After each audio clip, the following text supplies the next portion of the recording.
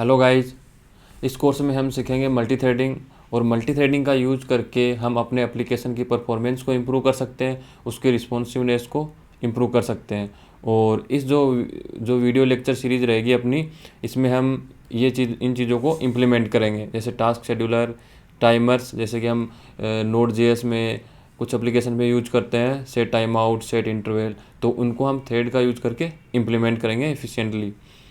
और producer consumer problem है उसको डिस्कस करेंगे, इवेंट लूप क्या होता है उसको कैसे इंप्लीमेंट करेंगे, ब्लॉकिंग नॉन ब्लॉकिंग कोड जो है, फिर इंप्लीमेंट करेंगे हम पब्लिशर और सब्सक्राइबर।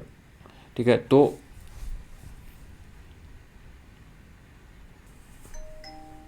अभी देखते हैं कि मल्टी थ्रेडिंग का यूज करके हम अपने एप्लीकेशन का जो परफॉर्मेंस है वो इम्प्रूव कैसे होता है, रिस्पॉन्सिवनेस को कैसे इम्प्रूव किया जा सकता है।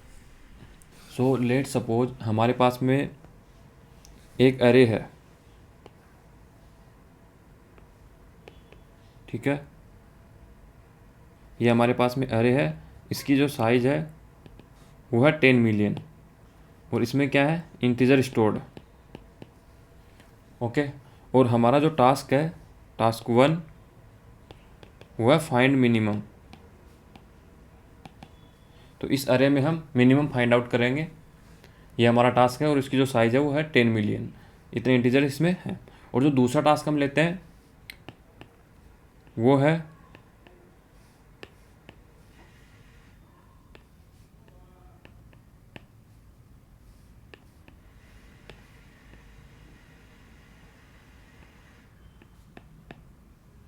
Calculate sum of two integers.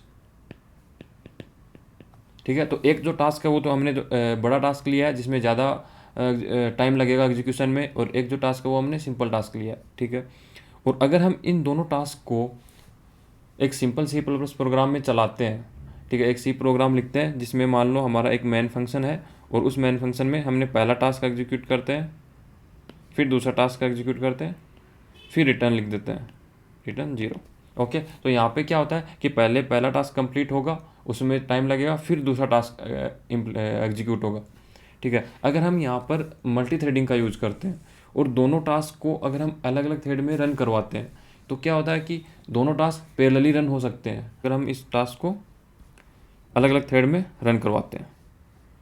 तो ये हमारी मेन थ्रेड है, इसमें से हम एक नई थ्रेड क्रिएट करते हैं और उसको असाइन करते हैं हम टास्क 1। ये टास्क 1 को एग्जीक्यूट करेगी, यानी ये मिनिमम फाइंड आउट करेगी इस अरे में।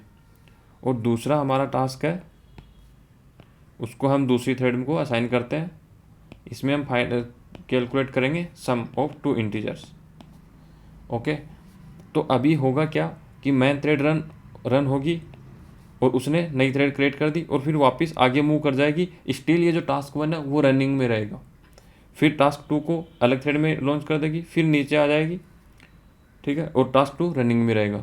ठीक है, तो यहाँ पे हम क्या करेंगे, मेन थ्रेड को वेट करवाएंगे कि ये जब तक दोनों टास्क कंप्लीट नहीं हो जाते तब तक मेन थ्रेड क्या करेगी, वेट करेगी।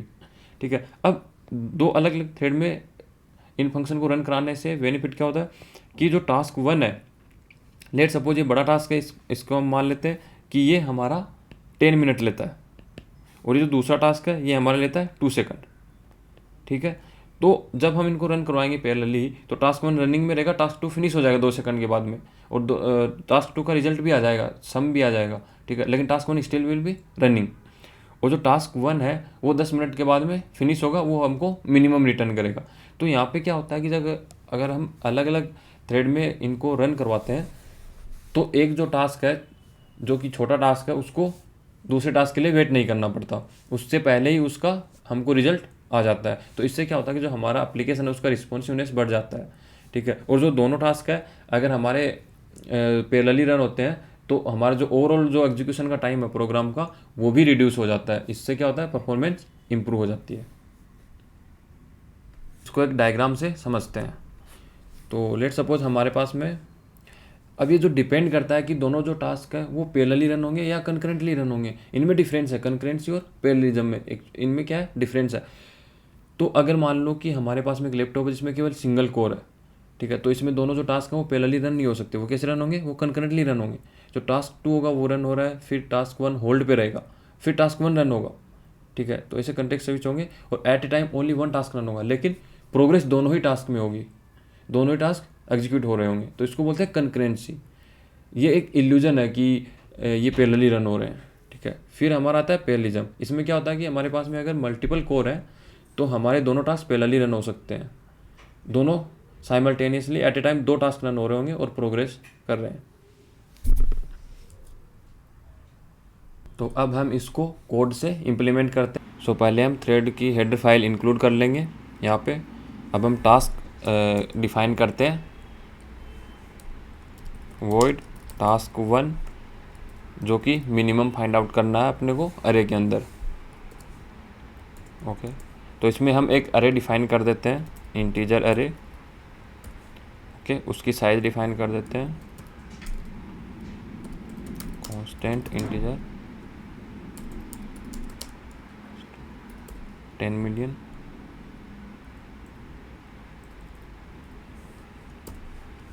ओके,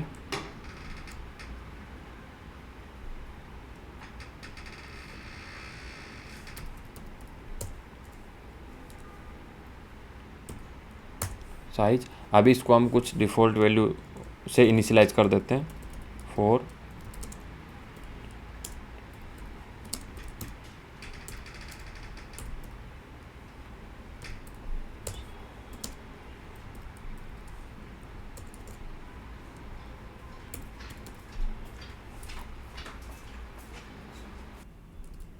तो यहाँ पे हमने अरे को इनिशियलाइज कर दिया है और इसमें जो मैक्सिमम वैल्यू रहेगी वो 100 से बड़ी नहीं रहेगी, ठीक है। तो हम एक इंटीजर डिफाइन कर लेते हैं, स्मॉल m 200, ठीक है। अब हम फाइंड आउट करते हैं इसमें मिनिमम।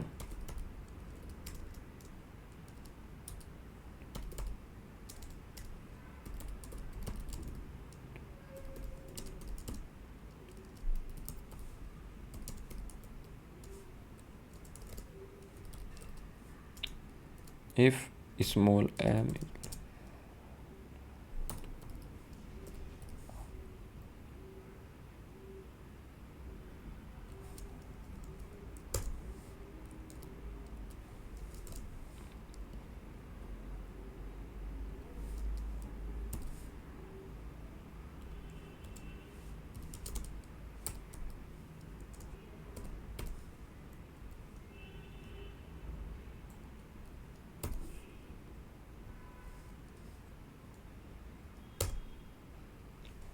तो यहाँ पे अपन ने मिनिमम फाइंड आउट करने का फंक्शन इम्प्लीमेंट कर दिया। यहाँ पे हम डायरेक्ट मिन भी लिख सकते हैं, ठीक है, डायरेक्टली m इक्वल्स टू मिन ऑफ स्मॉल m एंड अरे i।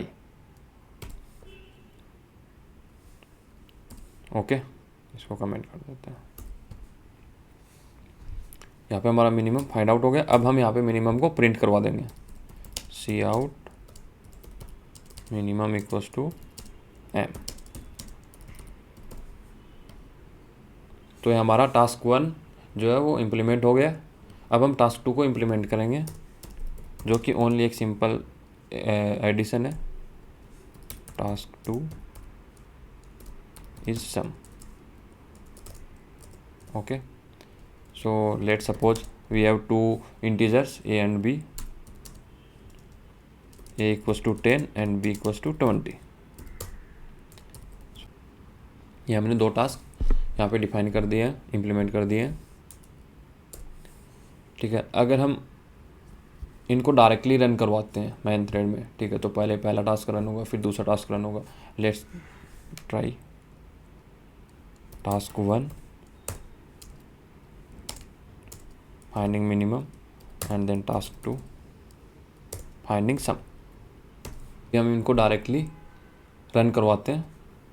सो पहले कंपाइल कर लेते हैं, कंपाइल रन। तो पहले टास्क हमारा मिनिमम फाइंड आउट हुआ जो कि 0 है और सम फाइंड आउट हुआ 30 है। ओके, अब हम इनको अलग अलग थ्रेड में रन करवाते हैं। सो थ्रेड में क्रिएट करने के लिए अब यहाँ से मेन थ्रेड से हम दो नई थ्रेड निकालेंगे, ठीक है। उसके लिए हम यूज़ करेंगे थ्रेड क्लास, और ये बन गया हमारा थ्रेड पहला ऑब्जेक्ट। इसको हम पास करेंगे टास्क 1। फिर हम टास्क 2 एग्जीक्यूट करेंगे, थ्रेड 2 टास्क 2। ओके, अब यहाँ पे दोनों नई थ्रेड में एग्जीक्यूट होंगे। जो मेन थ्रेड होगी हमारी वो आगे मूव कर जाएगी और यहाँ पे आ जाएगी। ठीक है, तो अभी हम मेन थ्रेड को क्या करवाएंगे, यहाँ पे वेट करवाएंगे कि जब तक दोनों थ्रेड का जो टास्क है वो कंप्लीट नहीं हो जाता तब तक ये क्या करेगी, वेट करेगी। उसके लिए हम क्या यूज़ करते हैं, ज्वाइन यूज़ करेंगे। सो थ्रेड 1 डॉट ज्वाइन, थ्रेड 1 के लिए वेट करो और थ्रेड 2 के लिए भी वेट करो। तो थ्रेड 2 डॉट ज्वाइन, यहाँ पे हमारी मेन थ्रेड वेटिंग में रहेगी। ठीक है, लेट्स रन द प्रोग्राम। सो अब रन करो प्रोग्राम को।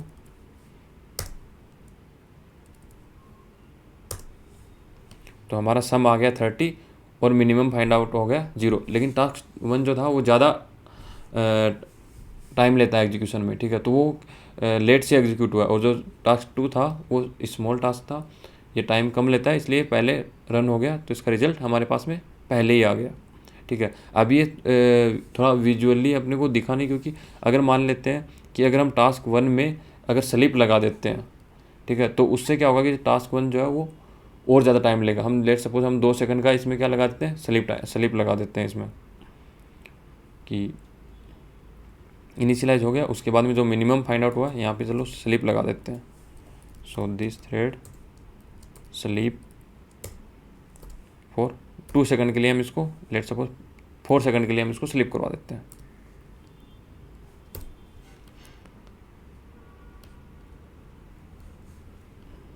और अब हम इसको रन करवाते हैं प्रोग्राम को। तो यहाँ पे ये देखो, यहाँ पे सम एग्जीक्यूट हो गया, उसके बाद में मिनिमम 5 सेकंड के बाद में रन हुआ। लेकिन अगर यही जो टास्क है अगर हम सिंगल थ्रेड में रन करवाएंगे तो जो सम फाइंड आउट करने वाला है वो उसको भी 5 सेकंड के लिए वेट करना पड़ेगा। ठीक है, तो इस तरीके से हम मल्टी थ्रेडिंग का यूज़ करके जो अगर टास्क कॉम्प्लेक्स हो, ऐसा जो टास्क हो जो कि 10 मिनट ज़्यादा टाइम ले रहा हो, ठीक है, तो उसको हम अलग थ्रेड में रन करवा सकते हैं और जो अपनी जो एप्लीकेशन है उसकी परफॉर्मेंस को इम्प्रूव कर सकते हैं। सो थैंक यू, आज के लिए इतना ही। और आपको जो भी इससे रिलेटेड कुछ भी डाउट हो तो आप कमेंट करिए।